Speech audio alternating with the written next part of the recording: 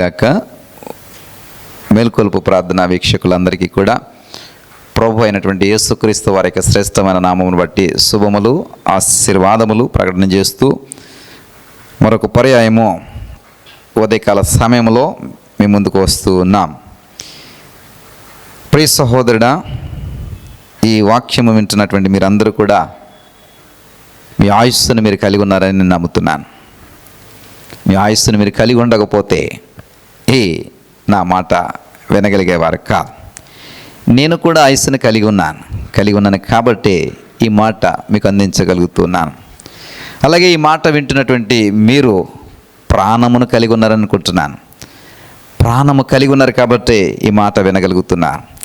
నేను కూడా ప్రాణమును కలిగి ఉన్నాను కాబట్టి ఈ మాట మీకు నేను చెప్పగలుగుతున్నాను. అయితే నీవు కలిగి ఉన్న ప్రాణము, నీవు కలిగి ఉన్నటువంటి ఆయుస్సు, దీర్ఘాయుస్సు అంటే నువ్వు బేబీ ఏమీ కాదు, 1 సంవత్సరం 2 సంవత్సరాలు బేబీ ఏమీ కాదు. నీకు దీర్ఘాయుస్సు ఇవ్వబడింది. బహుశా 20 సంవత్సరాలు మంచి ఆయుస్సే, మరి 30 సంవత్సరాలు మంచి ఆయుస్సే, 40 ఇంకా మంచి, 50 ఇంకా మంచి, 70 ఇంకా మంచి ఆయుస్సు, మరి 80 ఇంకా దీర్ఘాయుస్సు, 100 సంవత్సరాలు ఉన్నవారు ఇంకా దీర్ఘాయుస్సుని కలిగి ఉన్నారు. కాబట్టి ఈ మాటలు వినగలుగుతున్నారు, ఈ మాటలు చూడగలుగుతున్నారు, గ్రహించగలుగుతున్నారు. మీలో ఏముందండి? ప్రాణం ఉంది. అలాగే మీలో ఏముందండి? దీర్ఘాయుస్సును ఉంది. అయితే నీ ప్రాణము నీకు సాక్ష్యం చెప్తోంది, నీ ప్రాణము నీకు నేర్పిస్తోంది ఏమని. అలాగే నీ దీర్ఘాయుస్సు నీకు చెప్తోంది, నీ దీర్ఘాయుస్సు నీకు సాక్ష్యం చెప్తుంది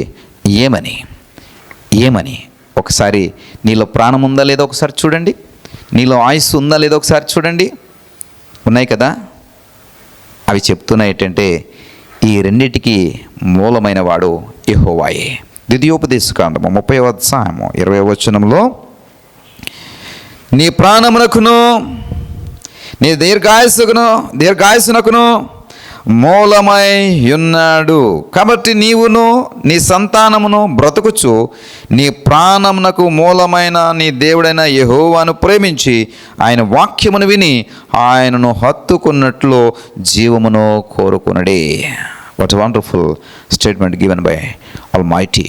ప్రియ సహోదరుడా, సహోదరి, నీ ప్రాణమునకు మూలమైన, నీ ఆయుస్సుకు మూలమైన. కాబట్టి నువ్వేం చేయాలా? నీ సంతానము బ్రతుకున్నట్లుగా, నీ కుటుంబము బ్రతికినట్లుగా, నీ ప్రాణము కొనసాగింపబడినట్లుగా దానికి మూలమైనటువంటి నీ యెహోవాను బట్టి ఆయన్ని ప్రేమించాలి. నాకు చక్కటి ప్రాణమునిచ్చావు, నాకు చక్కటి ఆయుసునిచ్చావు ప్రభా, ఇదిగోనైనా నేను ప్రేమిస్తూ ఉన్నాను. నీవు తప్ప నాకు ఎవరు ఇవ్వగలరయ్యా? దీనిని ఎవరి ద్వారా ఇది నాకు వస్తుందయ్యా? నీ ద్వారా తప్ప ఎవరి ద్వారా కూడా ఈ జీవము లేదా ఈ ప్రాణము మాకు అందింపబడదు. ఇదిగో ప్రభా, ఎంతటి అమూల్యమైన బహుమానము మాకు అందించిన మా ప్రభా, నేను ప్రేమిస్తున్నానని ఆయన ప్రేమించేవారు ఉండాలి. రెండవది, ఆయన వాక్యము వినాలి.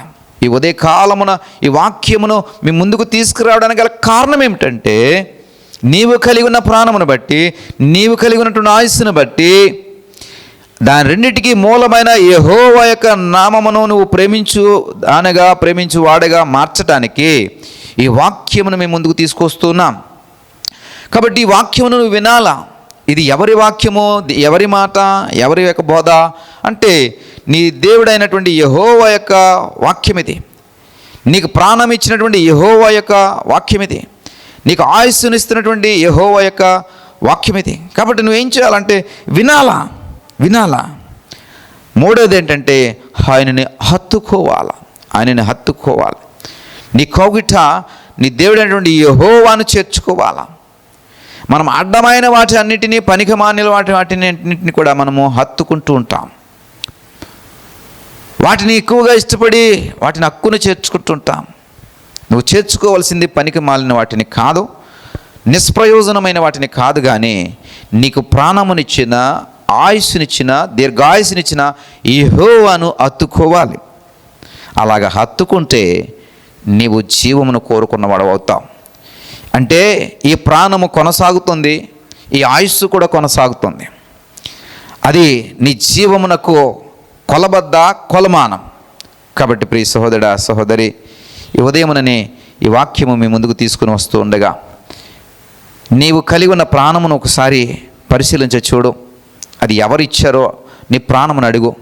అందుకనే కీర్తనకార అంటాడు ఏమిటంటే, నా ప్రాణమా, నా అంతరంగమా, నాలో ఉన్న సమస్తమా. అంటే దావీదు కలిగి ఉన్నటువంటి ప్రాణాన్ని బట్టి ప్రాణంతో చెప్తున్నాడు. దావీదు కలిగి ఉన్నటువంటి అంతరంగాన్ని బట్టి తన అంతరంగంతో చెప్తున్నాడు.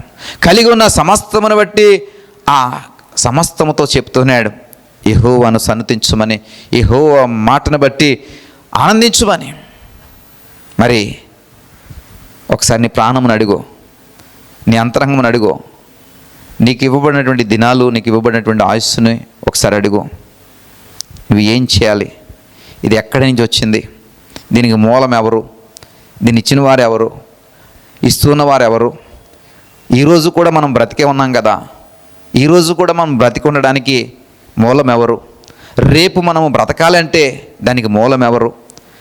ఈ బ్రతుకును కొనసాగించటానికి, ఈ జీవమును కొనసాగించటానికి మనమేమి చేయాలి అని ఒకసారి ప్రశ్న వేసుకో. ఆయన ప్రేమించి ఆయన వాక్యమును విని ఆయన హత్తుకుంటే ఈ జీవము నీకు కొనసాగుతుంది. ఈ జీవము నీలో నిత్యము నిలుస్తుంది. ఈ జీవమే నీ భవిష్యత్తుకి ఆధారమవుతుంది. ప్రియ సహోదరుడా, సహోదరి, అందుకనే మేల్కొలుపు ప్రార్థనకు రండి. ఉదయం లేచిన తర్వాత నువ్వు లేచావు కదా, లేచావు అంటే అర్థం ఏంటంటే నువ్వు ప్రాణం కలిగి ఉన్నావని అర్థం.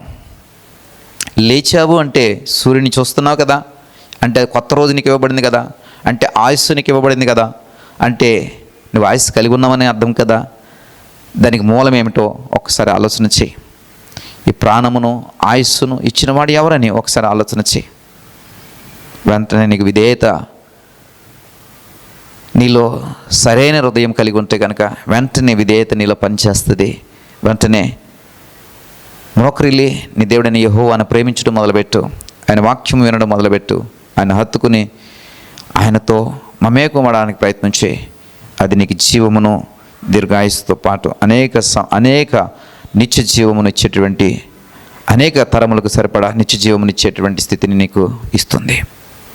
ప్రార్థన చేసుకుందాం. దయగల తండ్రి, ఉదయకాలంలో మీరు మాతో మాట్లాడిన నీ మాట కొరకే స్తోత్రాలు. అవునయ్యా, మా ప్రాణము మీరు ఇచ్చింది, ఆయుస్సు మీరు ఇచ్చింది, అన్నిటికీ మూలం మీరేనాయన.